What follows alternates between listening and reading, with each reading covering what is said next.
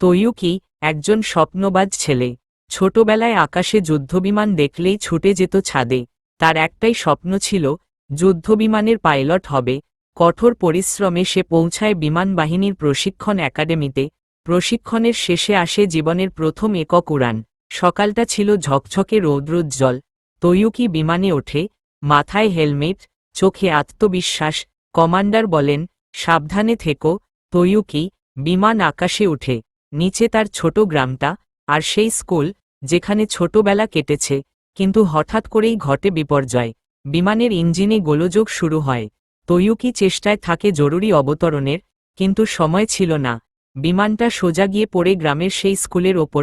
চারপাশে ধোঁয়া, আগুন, কান্না আর আতঙ্ক।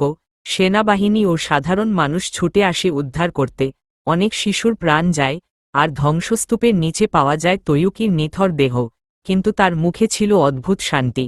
সে শেষ মুহূর্ত পর্যন্ত চেষ্টা করেছিল, যেন কারো ক্ষতি না হয়।